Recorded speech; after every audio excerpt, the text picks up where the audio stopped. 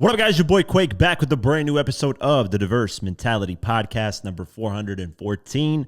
And I apologize once again for the delay in the episode, man. I got really sick around Wednesday, Thursday. Just was having massive stomach problems. I was worried. I was really worried. There's something in America going around with I forget what the virus or whatever disease or whatever you want to call it, in lettuce, where like people are, having to have very bad diarrhea and all this stuff. So I was having stomach problems where, this might be too much information, but I was having the same type of issues. And luckily, it passed, and it passed like around Saturday morning. So when am I recording? Not Saturday morning, sorry, Friday morning. Around there is when I was starting to feel a little bit better, but I still wasn't 100%.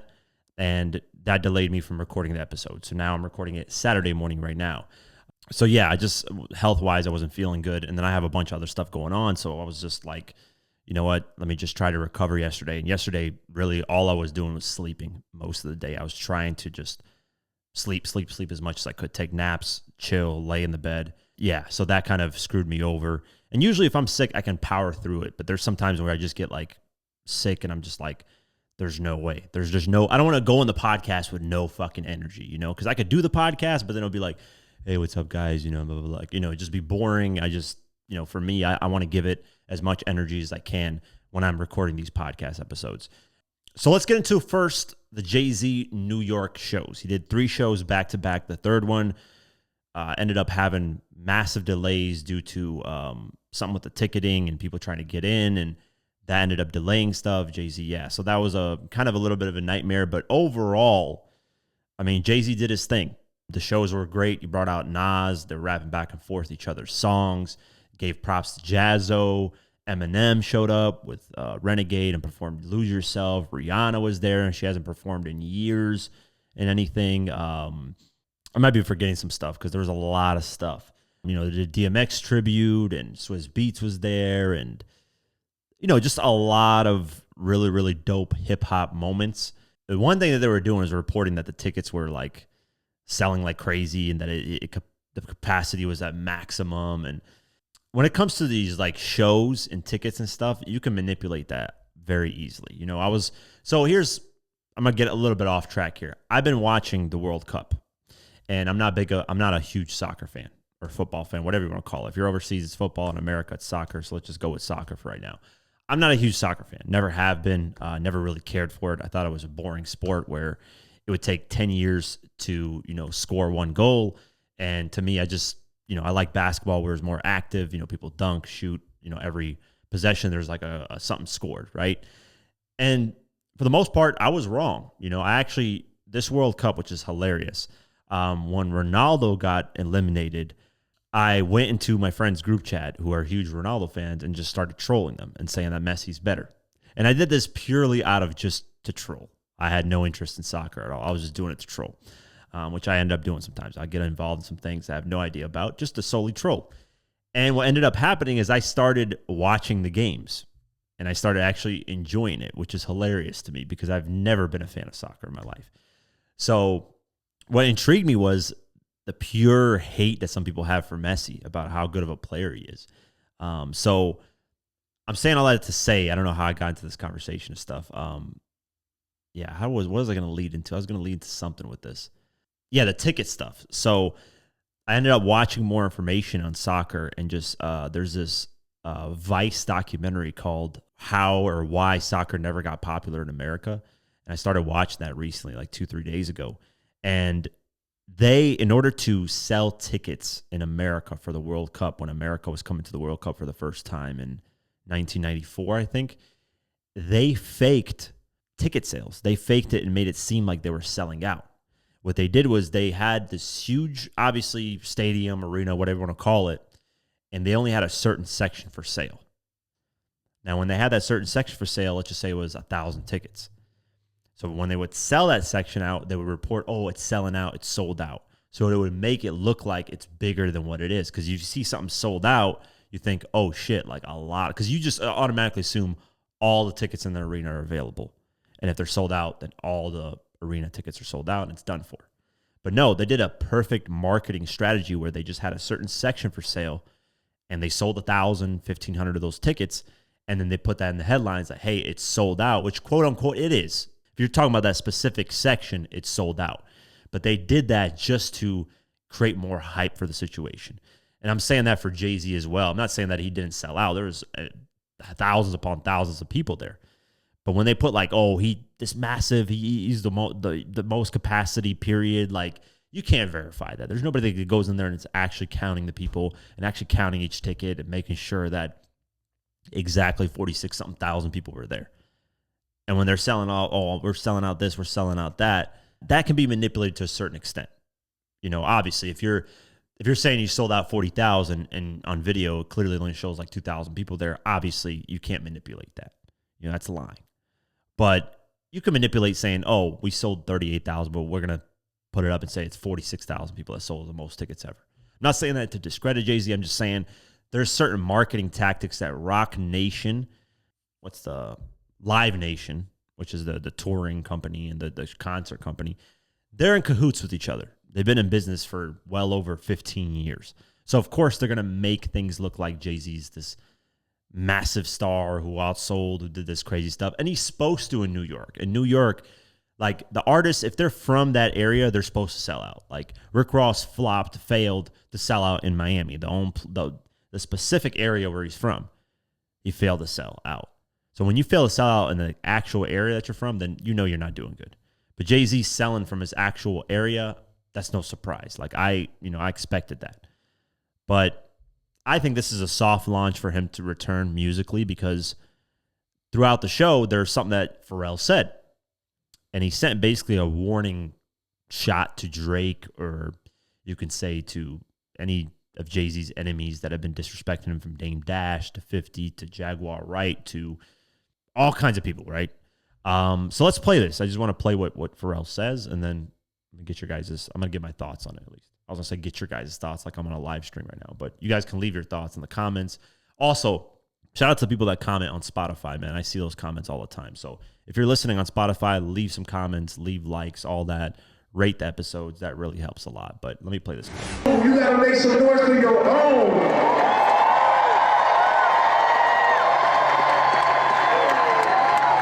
Y'all know him to be the giant, and I know him to be. They booked the bear, and then the bear cut his hair, and now he got on his helmet. He got on his helmet, and he getting ready to go to work. I hope you kill all the niggas. Y'all know what I'm talking about. Make some noise for the legendary skateboard P tonight, New York City. Let's go. We got the team here tonight. There you have it.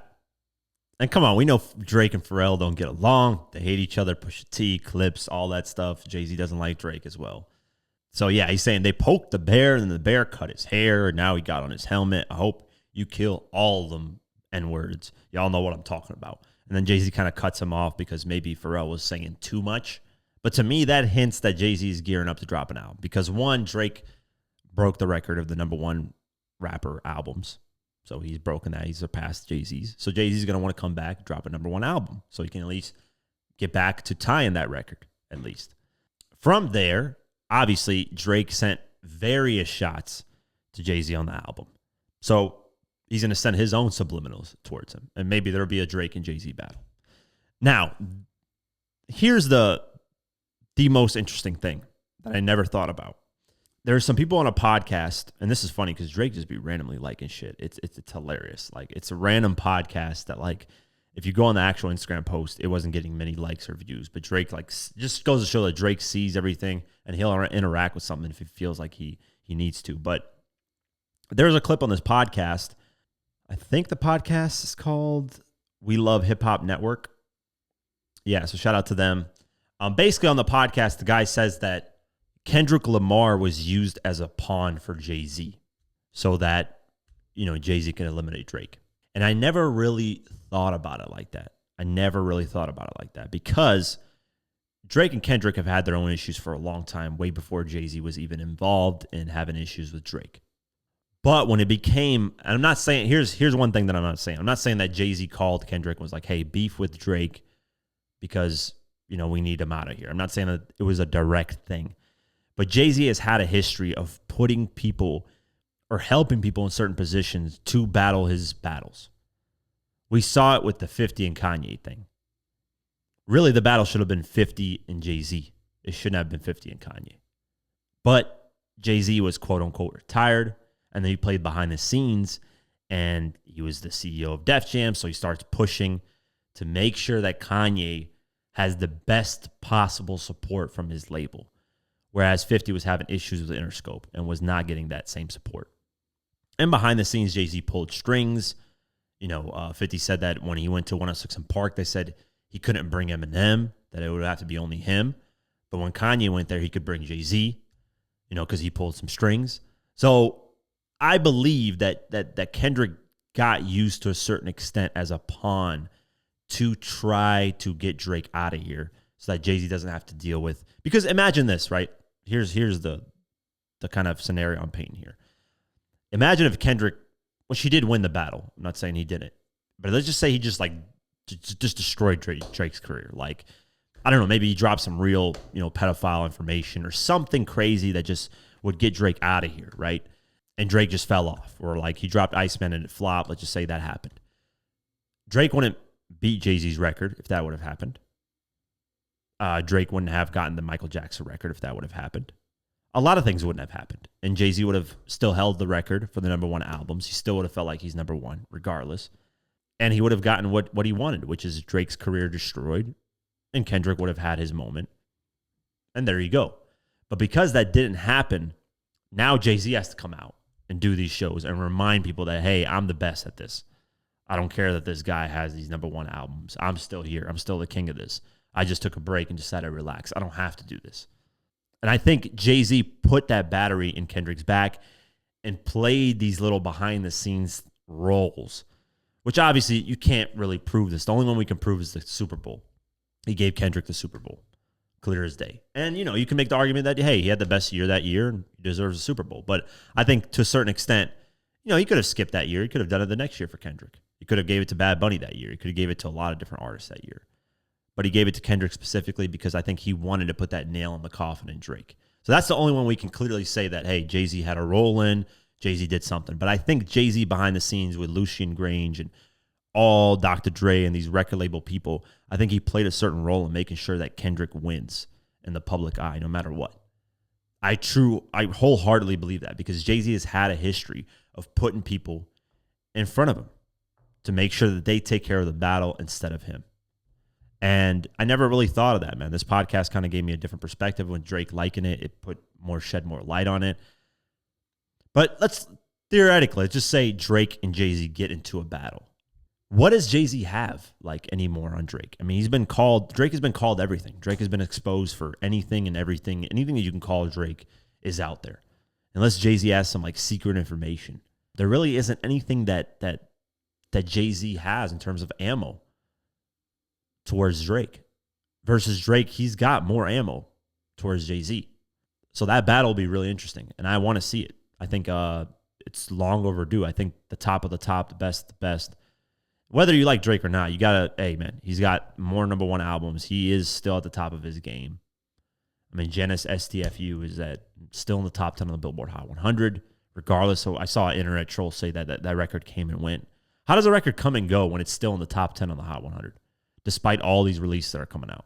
That makes no sense to me.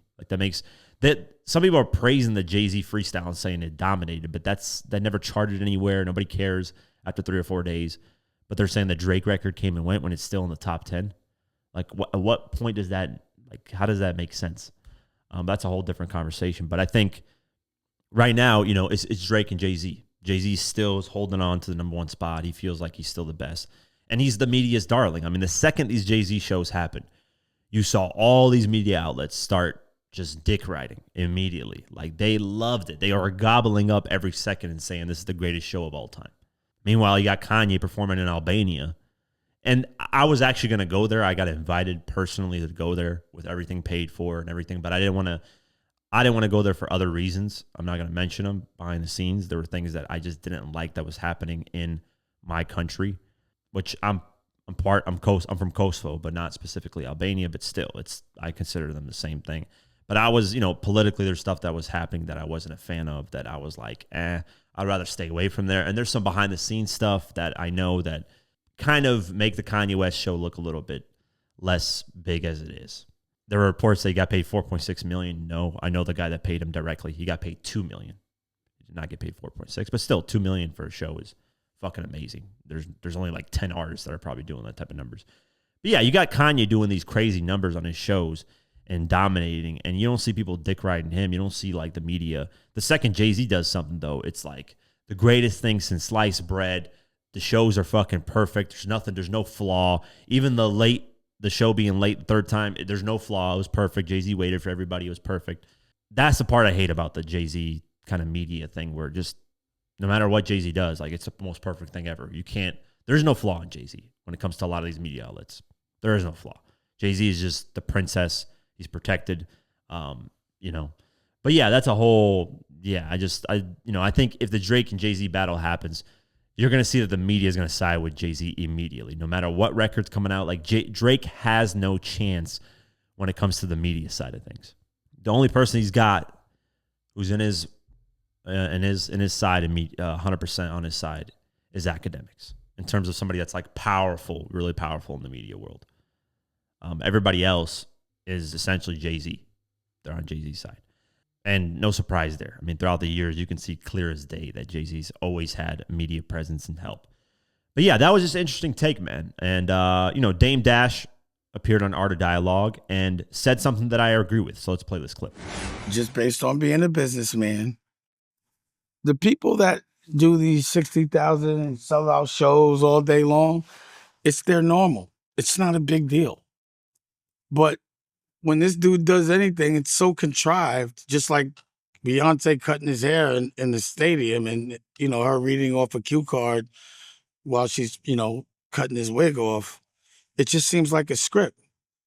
So it just seems like it's contrived bots and, all you really see, like, I didn't read about it in anything but urban press.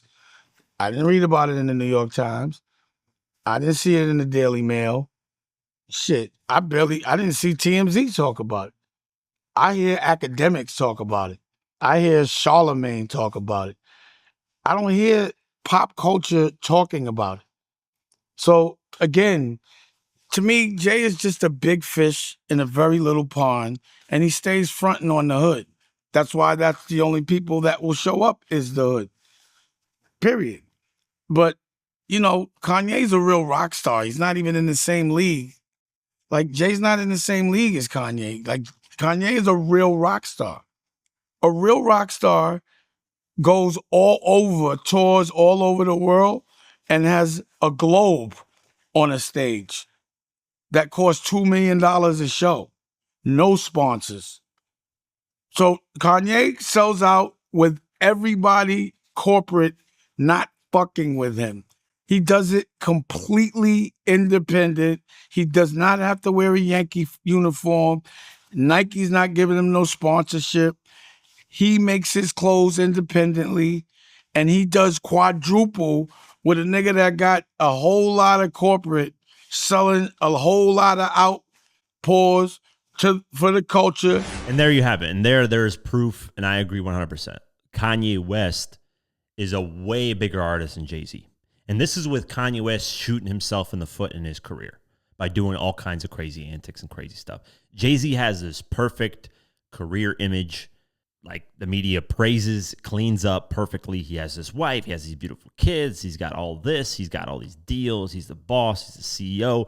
Meanwhile, you got Kanye with all this Nazi stuff and crazy stuff that he does in these interviews, and he does all this porn stuff. Just total polar opposites. Where one, a lot of companies fuck with him. The other one, no more companies fuck with him. And yet, Kanye does a show like in Turkey and gets 120,000 people to show up, is what's reported. Now, we don't know 100%. I can't say that, 100% it was real at this. But if you look at the videos, at least 60,000 people are there, like 100%. There's no ifs, ands, or buts about it. Some of these videos that you see, you can tell that there's at least 60,000 people there because of how wide-ranging. And these shows are more wide open. And to Dame's point, like he said, They're not sponsored by anybody, so Kanye's putting the money up technically, though. That's another thing that I don't know about the Turkey show. I know about the Albania show that the government funded. So they gave Kanye $2 million, and the government funded the rest of the $2.6 million to do the world, the stadium, all that stuff. So it wasn't Kanye putting up his money 100%.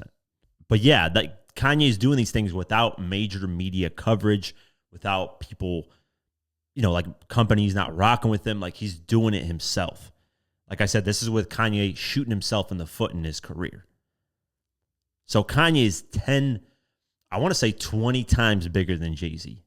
I mean, you could look at the numbers. Let's just go off streaming numbers right now. I mean, Kanye just got his RIAA certifications updated as well, which I don't want to go through all of them because some of them are there's just too much. Like, he got so much shit updated that it's like, it's just insane. So you look at streams wise, and this is Jay-Z having an 8-year career head start, because Jay-Z dropped in 1996. Kanye dropped his first album in 2004. So this is an 8-year head start. Jay-Z in total streams has 24 billion total. That's with Kanye's music in there, all the features he's done, Rihanna, Beyonce, everything that he's ever done musically that's on streaming platforms is at 24 billion. Kanye, how much, just guess in your head right now, how much Kanye has? Kanye has 3 times more, 65 billion streams. 3 times more. And mind you, both these artists came out when streams weren't a thing. You look at how many songs. Okay, so Kanye has 15 songs with over 1 billion streams. Jay-Z has 5 songs with over 1 billion streams. 10 more songs Kanye has. 3 times more. So Kanye is 3 times on streams, 3 times bigger.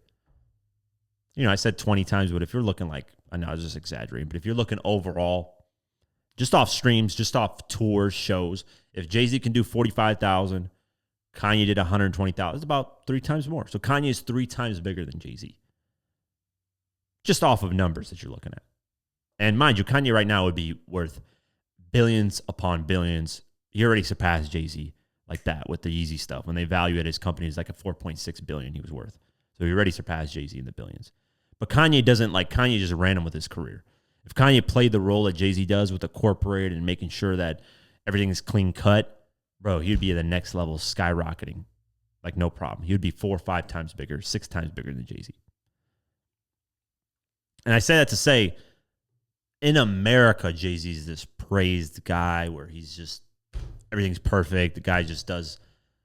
But you go around the world, man, people like Kanye more. People like Eminem more. People like 50 more. People like Snoop Dogg more. People like Dr. Dre more. I know because I've been in some of these countries. So you can't, unless you've traveled the world, you can't really speak on it. If you've only been in America, you haven't traveled outside, let's say outside of North America, because Mexico and Canada, basically the same shit for the most part. But travel to South America, travel to Europe, Asia, all these other places. And see, are these people really respected like that? Are these artists really demanded like that? And you'll see that not really. Jay-Z does, people know of Jay-Z, but do they sit there and say, hey, I want to hear this from Jay-Z? I want to hear, no. Not that I'm aware of. Yeah, are there hip-hop fans that are deep hip-hop fans across the world and they know Jay-Z's music, they know his catalog? Yeah. I'm not saying that nobody knows Jay-Z across the globe. But right now, if Jay-Z were to do a world tour around everywhere, like 50 just did with the Final Lap, would he sell out everywhere? Would everybody want to book and go?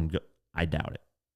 And I could be wrong. He could do a show and sell out everywhere and do amazing. But with Live Nation behind there, of course they're gonna push some type of narrative and numbers. They always do that shit. I mean, they've been working with Rock Nation and Jay-Z for over 15 years. I think they started the relationship, or they renewed their contract in 2009. So it's been at least 16 years, 17 years. So yeah, man, I agree with Dame on that, man. Clear as day that Kanye's a way bigger artist than Jay-Z. I don't think anybody's really debating that anymore. But yeah, I'll keep you guys posted. Speaking of Kanye West, his former employee is now seeking $1.2 million. So let's go over this. Kanye West has been through his fair share of legal battles over the past few years, one of which includes a battle against a former employee by the name of Anthony Saxon Nicholas. I don't know if I'm pronouncing that last name right. The man has been suing Ye for not providing him with workers' compensation insurance. After years of litigation, Ye finally lost the case and was ordered to pay the man $140,000. However, according to TMZ, Nicolas is now looking for upwards of $1.2 million as he believes he is entitled to lawyers' fees. Nicolas claims to have paid for 740 hours worth of lawyer labor, stating that the case lasted 3 years. Meanwhile, his legal team is hoping for a 1.75 multiplier to be applied by the court as the case was complex. In this new court filing, Nicolas' legal team claims Ye was using dirty tricks during the case, which ultimately delayed the proceedings. This subsequently led to more hours and more complex case for Nicolas to win. Now that Nicolas has won the case, they believe they have a realistic claim to the fees. It's tough. It's a tough situation for Ye, albeit even tougher one for Nicolas, who had to get through a grueling fight with someone with lots of money and resources. A judge has yet to rule on the latest motion, while Ye has not made any comments. Yeah, I mean, that's what happens when you sue somebody rich. They have the power and means to drag things on until you don't have the power and means to drag things on. So, yeah, we'll keep our eyes updated and see what happens moving forward. Lil Durk, he wins a great win for his murder for hire case. So let's go over this.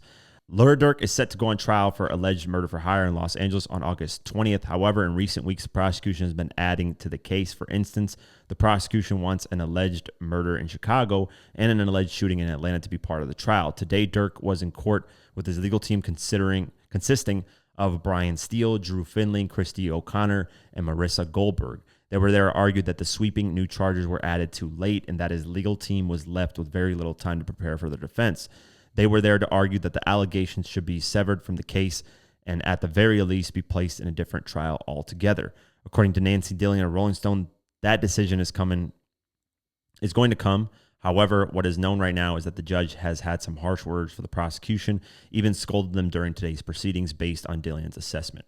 So this is the update. At the time when they were doing, the judge has granted Durk's motion to sever the Chicago and Atlanta allegations from his upcoming murder for hire trial. This information comes courtesy of Nancy Dillion. So let's play, I guess, the Drew Finley clip.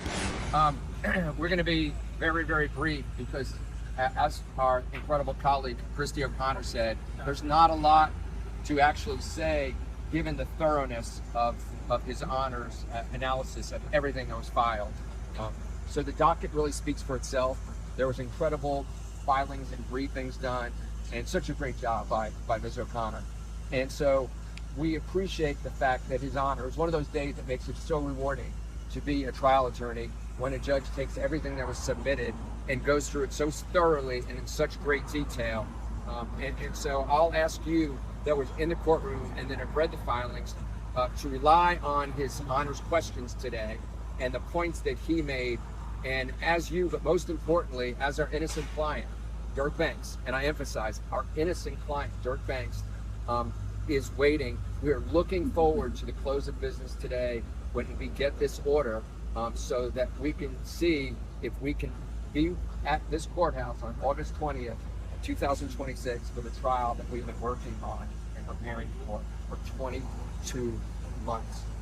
So we appreciate you all being here today. But we're super excited for His Honor's order to come out today, and we so appreciate the thoroughness that took place in that courtroom today. So with that being said, we're not going to do any questions. We appreciate everybody who's here today. Thank you. Massive win, man. Massive win for Durk. So we'll see what happens. I guess the trial is going to officially start August 20th, 2026. So that's basically a month from now. And we'll see what happens, man. It's going to be interesting. So, yeah, huge win for him. And obviously, Durk is paying probably insane amounts of money to get Brian Steele and Drew Finley on the case. He is definitely spending the bag. I'm pretty sure for my freedom, I would spend any amount of money. I don't really give a fuck what the amount is. I can make that back when I get out. I mean, even Durk said in his $1 million worth of game podcast interview a while ago, he was like, I got a Drake feature. I got like 2-3 Drake features for insurance just in case something goes wrong where I can't, and that's hilarious when you think about it because, this is probably one of those times where you use those features because he's not releasing music, he's not touring, so that would really help as he's spending all this lawyer fees and money for the situation. But yeah, I guess it's set to start August 20th, so we'll see what happens moving forward. Nicki Minaj is hit with a massive, massive lawsuit. Let's go over this. A few lawyers are coming to collect from Nicki Minaj, according to TMZ. The rapper's former attorneys are coming for her in court over unpaid bill of upwards of $300,000. The report says that the law firm from Gordon Rees Schooley Mansukani LLP filed a lawsuit against Nicki Minaj that alleges she hasn't paid the bill for legal services that they provided. They said they agreed to provide the legal services back in 2024 related to the copyright infringement lawsuit, and she now owes $229,541. Nicki reportedly didn't respond to the lawsuit, resulting in a default judgment. The court has a hearing scheduled for September, which will ultimately determine whether to enter default judgment. That means that the firm might not even have to build a case in order to prove their argument. Thus far, we haven't heard a response from Nicki Minaj, but this is just one of the major lawsuits she has faced recently. Earlier this year, she was sued by a production crew over a six-figure bill she didn't pay. Yeah, man, I don't know what it is with these, these celebrities, and I don't know how they deal with all this stuff, man. For me, I would just be paying lawyers and just, figure this shit out. But I don't know how these people don't show up either. It's like, are you not aware of the stuff that's going on in your career, or do you just not care? Like, not paying lawyers is definitely not a good look, because that's going to spread around, and maybe you're not going to get lawyers to defend you at all. And then you end up with one of those free lawyers that the government appoints you because you're just not paying anybody anything. So, yeah, we'll see what happens moving forward. Speaking of lawsuits, Travis Scott sued again. So let's go over this. Travis Scott is currently facing a civil lawsuit stemming from an incident that allegedly occurred in Miami back in 2024. If you remember, the artist had been arrested for disorderly intoxication and trespassing. However, the charges were eventually dropped. Prior to the arrest, Travis Scott allegedly got into an altercation with multiple workers on a yacht, including the captain. Now those yacht workers are suing him for damages. They are alleging that the superstar artist committed battery, assault, and false imprisonment. According to TMZ, things went south when Scott made it known that he wanted to take a jet ski from the yacht. The captain told him no, as he felt as though the rapper was too intoxicated. This subsequently led to Scott's alleged meltdown. What a crybaby Travis Scott is. Travis Scott allegedly told the captain to go to a marina. He then jumped off the boat onto some docks, which left the other passengers and workers stranded for 30 minutes. When the artist returned to the boat, he allegedly confronted the captain, who had ended the session. The suit alleges that Scott attacked the captain and threatened to kill him. When security intervened, Scott allegedly fired his guard on the spot. Subsequently, Scott was accused of assaulting multiple marina workers. They even say he shouldered a woman into a nearby table. These are very serious accusations, and Scott could be on the hook for some serious damages if the court rules in the plaintiff's favor. What childish behavior, bro. Like this is literally what a kid does, is throws temper tantrums, yells, whines, cries, starts fighting, starts slapping, kicking. Like, this is what my niece does, and she's 1.5. Like, what are you doing, Travis Scott? Like, this is the problem, that when some people become famous at a young age and everybody around them loves them and says yes, yes, yes, the second they get told no, it's a temper tantrum. It's like a really, really beautiful female, a 10 out of 10 that's never been told no. And the one time a police officer tells her no, and you're going under arrest, or you can't do this, they start crying, they start saying all kinds of stuff. Like, I've seen this on police body video cameras, where like a girl who is, you can tell is attractive, at least an 8 out of 10, 7 out of 10, 8 out of 10, 9 out of 10, to 10 out of 10. And the police officer says, no, you can get arrested for this, or no, you're getting arrested. They start crying, they start kicking, they start throwing temper tantrums because they've never been told no. And sometimes it's even ugly women. And the reason why I'm bringing women into this is because women, especially an attractive one, has had the world, like, her world is basically her oyster. Because of her looks, she's had things handed to her. Without her, whether she acknowledges it or not, or even knows that it's happening, there are stuff that like, if you're born an attractive female, like, it's easy. Life is on easy mode. There's nothing you really have to worry about. Everybody's willing to do whatever for you. And that warps your perception of reality. And I'm correlating this to Travis Scott because he became famous at a young age. And that also warps your perception of reality because you never really had to struggle. Like, at what age did Travis Scott? Let me see. Travis Scott become famous. Let's just see. At 24. So, I expected, like, honestly 20. But 24, that's still fairly young. Like you're just getting into your adult years. And then from there, but obviously, I mean, you look at Michael Jackson, the guy's famous since a kid. He never acted like this. There were no reports of him acting like this. So there's people that, regardless how they were raised and how they were brought up, they're more respectful and stuff like that. But some of this shit gets into some of these people's heads. And when they get told no, all of a sudden, all hell breaks loose. They act like little children. It's sad, man. I don't know. Like, to me, I've never been raised like that. I don't care what position I ever get in my life. I become the most famous content creator ever. Like, if somebody says no, you can't. No. I mean, it doesn't matter who I am. That doesn't change the scenario. But yeah, I'm correlating to females because some females, I've seen this even with me. As I talk to females, I'll talk to a beautiful female that I know has been pampered, that has been told yes, and you can just tell they have like an attitude about things. Like if things don't go their way, they start throwing fits. They start, it's like it's all hell breaks loose, and those are the worst females to be with. And that's why sometimes it's best like to not get a 10 out of 10. Sometimes that's why some guys you'll see like a really successful or even a really good looking guy settle with like, not settle, because some of these women are way better. They may not be physically looking better than some of these females, but they're way better overall. So I'm not saying the bad word to use, settle, but they'll get a female that's like a 6 out of 10, which is slightly above average, where she's not average, she's not ugly, she's slightly, attractive, but everything else is more balanced out, versus like a 10 out of 10 that on the attractive scale looks amazing, but everything else is like hell. But yeah, this Travis Scott shit. We'll see what happens with this lawsuit. But you can tell in the video footage he's very into, because the police body cam footage came out. Honestly, I wouldn't like if there was no proof of this, I wouldn't be going in on Travis Scott like this. I would say, hey, let's see what happens if there's evidence. But there was evidence. The video footage came out a long time ago. I remember reporting on it. You can tell Travis Scott acts entitled and just like, hey, I'm Travis Scott. This needs to happen because I'm Travis Scott. I never really liked this guy, to be honest with you. Personality-wise, he just seems like a straight-up dickhead. I mean, there's so much video footage and shit. And I don't give a fuck what kind of music you make. I don't care who you are. Like, if you're a straight asshole to people, fuck you and your music. I could care less. But we'll see what happens moving forward. Eminem's ex-wife, sad news, has been rushed to the hospital. She attempted suicide. So let's go over this article.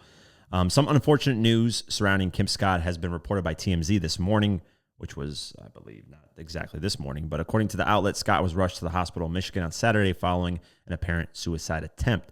Scott was married to Eminem twice, reportedly cut her wrists with a knife. This claim was made by Scott's nephew, who made the phone call emergency to services. TMZ previously reported footage of Scott being loaded onto a gurney and being placed in the back of an ambulance. Today, TMZ followed up with a story with an audio of the 911 call. It was in this audio that it revealed why Scott needed to be taken to the hospital. Back in May, Scott was arrested on suspicion of driving while intoxicated. This arrest just came 2 days after pleading no contest to a previous DWI case. Listen, I don't know why, the reason why they add Eminem's name in it for clicks for reports like this makes sense, right? Because it's his ex-wife, but he hasn't had anything to do with Kim in probably 15 years, I want to say, maybe more. I don't know their personal life. I don't really care about a celebrity's personal life. I hate to talk about it because it's really, there needs to be like boundaries set with some people, depending on the artist. If they're more open about it, like 50 likes to talk about his son and how ungrateful his son is, his older son, and how they're not, have a great relationship. So I can understand people chiming in on that and saying, because 50 himself chimes in on that. But Eminem really doesn't really talk about, Kim anymore. In the beginning he did. Now he's kind of more mature, grown up, and clearly Kim is going through stuff again. But I hope she finds a way out of this, because at the end of the day, Haley has to deal with, because that's her mom at the end of the day. Eminem's her father. That's her mom. So I feel bad for her. I don't know how close she is to Kim, but I hope, something is happening to where that relationship is mended and it's good. And, Kim, maybe there's stuff that she's battling when it comes with Eminem and, what she's dealt with in her life. But I think Eminem has actually set her up. I don't know if Eminem set her up. I have no idea in terms of like her life, because she lives in a great home. Like her house looks great. I don't know what she paid for it. It's not a fucking mansion, but it's a nice house. So I don't know if Eminem kind of did that because, hey, this is Haley's mom at the end of the day, and I'm not going to have her living on the, homeless in the streets.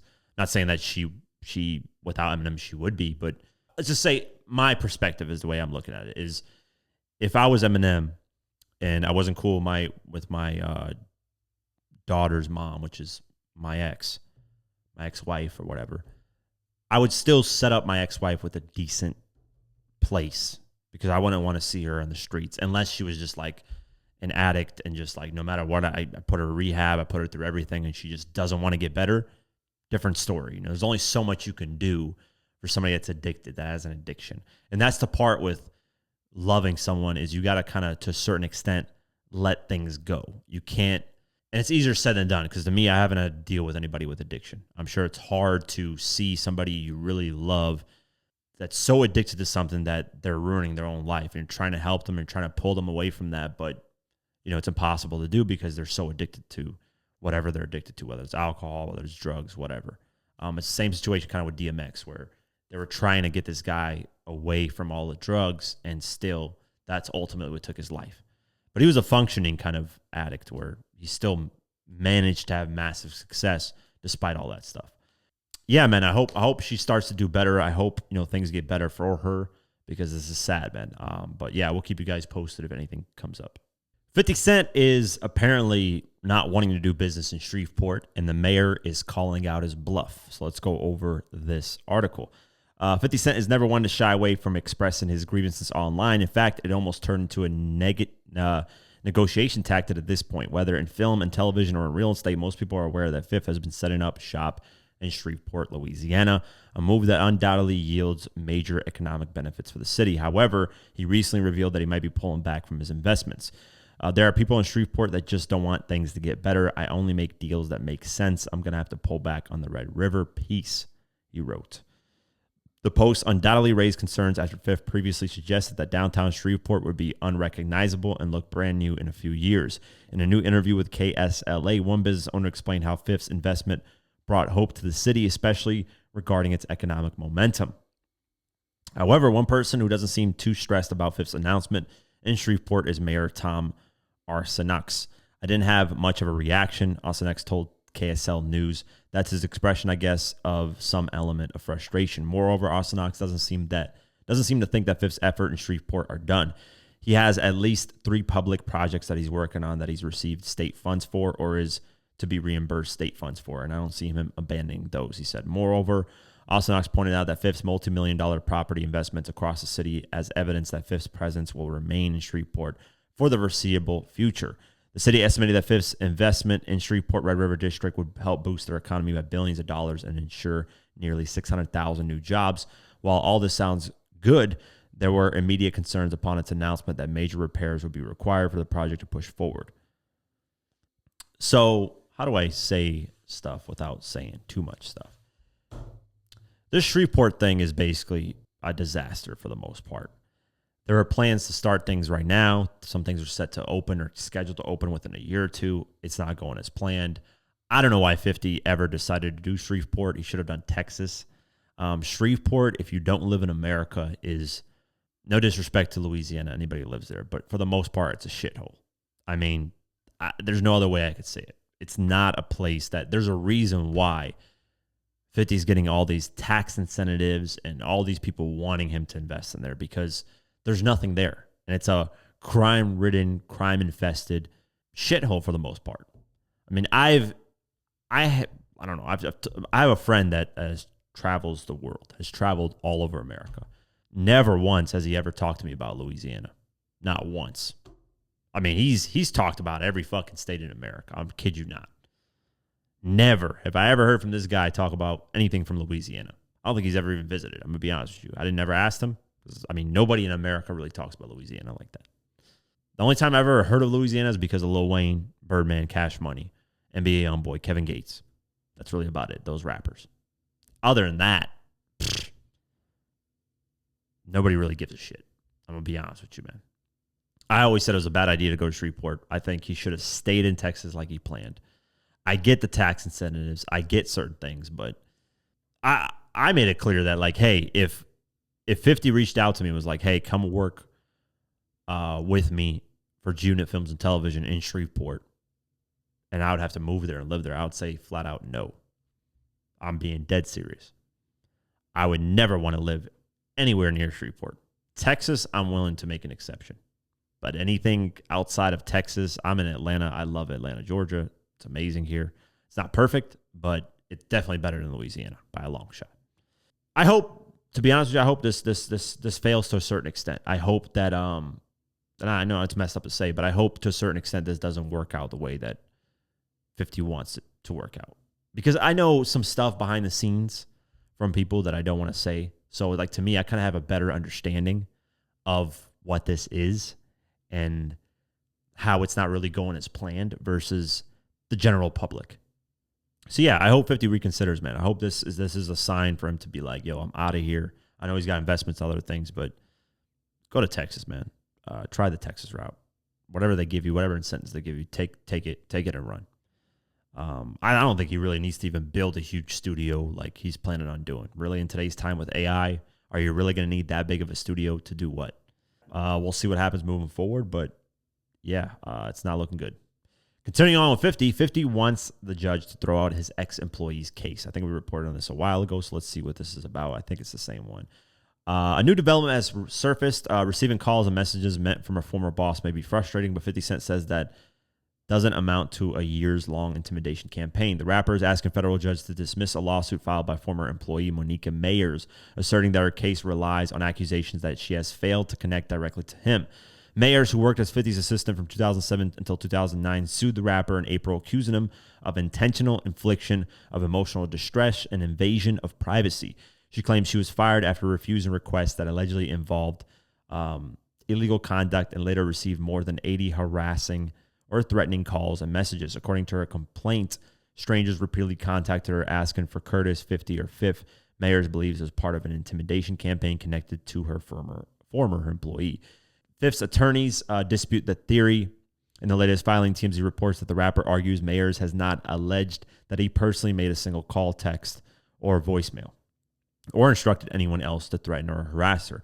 His legal team insists his legal team instead points to Mayer's lengthy employment as his assistant, arguing that people had associated her phone number with 50 for years and were simply attempting to reach him through an old contact. The filing also questions why Mayers didn't change her number and notify her contacts if she believed the calls had become a source of continued harassment. The rapper is also challenging the timing of the lawsuit. His attorneys argue Mayers waited more than 7 years after her employment ended before filing her case and contend her claims fall outside of the applicable statute of limitations. They have also taken issue with 50's reference.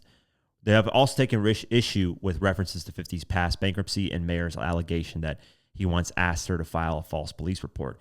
It was disputed that those details are irrelevant to the legal claims before the court and were included to generate headlines and damage public opinion against them. Calling the lawsuit a media stunt, 50 is asking the court to dismiss Mayer's case in its entirety and order her to pay his attorney's fees. A judge has not yet ruled on his request, leaving Mayer's allegations and 50's efforts to end the lawsuit to play out in federal court. Valid points, man. How do you file a lawsuit literally 7 years after you've been fired? That to me is a money grab.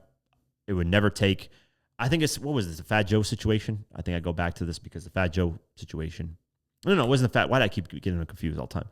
The Busta Rhymes situation, where the employee felt threatened and got beat up basically by Busta Rhymes. He tried to settle it behind the scenes within a couple of months, but then ended up suing and won. See, it doesn't take that long. Literally took, so it happened, I believe, timeline might be wrong, but it happened like in February, tried to solve it, and then by August, September, he sued. So it took like 5-6 months. That's it. That's how long this should take. If you really feel like you've been wronged, maybe a year max, because you're trying to settle things behind the scenes, try to make sure that, hey, maybe we can figure this out, but if it doesn't work out, then you sue. It should not take 7 years after that. This is why statute of limitations exists. That just doesn't make any fucking sense. If you've had issues with this, you don't sue 7 years later. You sue within a year, maybe 2 years max. And 2 years is even pushing it. I think a year is more than enough time because that happened to me. Like I said, I would try to settle behind the scenes, give it a couple of months, 5, 6, 7 max months. After that, sue and see what happens. But yeah, I agree with the dismissal of this. I don't really think anything is going to come out of this, but we'll see. We'll keep you guys updated. This, I just wanted to talk about it because I think it's a stupid versus, and it's YG versus the Game. I don't know why they're doing this. Game washes YG by a long shot.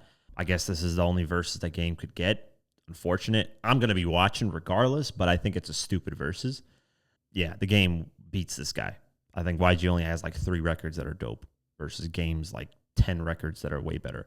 But yeah, this is happening later this month, I believe, July 23rd, Thursday. So keep your eyes posted on that. So just want to talk about that quickly.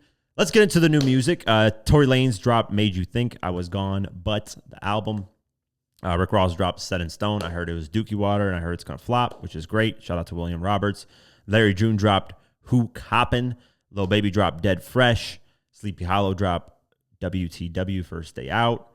G-Eazy and Logic dropped Flashing Before Your Eyes. I did not know G-Eazy still made music, but shout out to all those people. Check out their music. Album sales. Let's get into it. Future dropped The Real. It's actually Future's at number 1 with The Real Me. Debuted at number 1. 131,000 sold with 116 being streams. So that's really cool. Round of applause. I heard the album wasn't good. I haven't checked it out either. So I got to check out this Rick Ross and Future album. Olivia Rodrigo, number 2, You Seem Sad for a Girl So In Love, 96,000.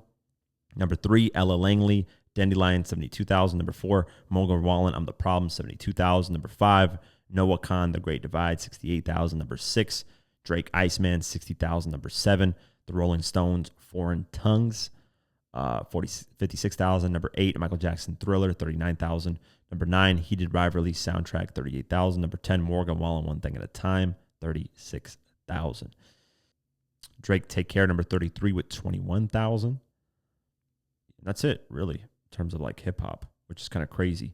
T.I.'s album completely, I think it's dropped to like number 170. So it debuted at 30, dropped to number 170, which isn't, the greatest in views, but it's going to be funny seeing what Rick Ross does in sales. That's going to be hilarious. I'm going to have a fucking field day with that, guys. So stay tuned for that episode. Can't wait till that happens. Because I got to clown Ross. Like, that's just, like T.I., I fuck with T.I. I fuck with his music. Ross, certain tracks I like from him, but at the end of the day, William Roberts is William Roberts. Billboard Hot 100, Choosing Texas, Ella Langley back at number 1. Number 2, I Knew It, I Knew You, Taylor Swift. Number 3, Ella Langley Beat Her. Number 4, I Can't Love You Anymore, Ella Langley, which is fucking crazy. This girl's like all over the place. Number 5, Dracula, Tempe Impala. Number 6, Hate That I Made You Love Me, Ariana Grande. Number 7, I Just Might, Bruno Mars. Number 8, Janice STFU, Drake. Number 9, So Easy, Olivia Dean. And number 10, Man I Need, Olivia Dean. Man, I feel like these past couple of years have been the same type of artists. Olivia Rodrigo, Olivia Dean, Ella Langley, Morgan Wallen, Taylor Swift, like the same fucking people, bro. Young Miami Spend That. That's going up the charts. Number 17 peak. That's crazy. That record is so like, I don't know. I just don't get it. Shebang Drake, number 24. Party in the USA re-entered at number 25. What is that? Is that because of the World Cup or what the fuck? That's weird. Morning Dew, Beyonce debuted at number 26. Mac Miller, Cinderella, number 29. Going down the list. Don Toliver, E85, number 37. Let's see. The Baby Pop That Thing, number 45. Damn, the most has peaked as number 26. So still a top 40 record. Pretty cool. Let's see. Ran to Atlanta, Drake, number 53. Too Hard for the Radio, Drake, number 56. Let's see. Boss Man D-Lo, Motion Party, number 58. Rubbers, Phoenix Flex, Swiping Cards and Stacking Chips. I Saw You Sinking Ships. That song's been stuck in my head forever, bro. It's at number 62, so it's climbing up. That's pretty cool. A new peak for that record. Whisper My Name, Drake, number 68. National Treasures, Drake, number 70. I think that's it for the list. Yep. And that's it for today's episode of the Diverse Mentality Podcast. As always, appreciate you guys. Stream us, Spotify, Deezer, Podcast, YouTube, all that. Have an amazing night, day, whenever you listen to this, and peace.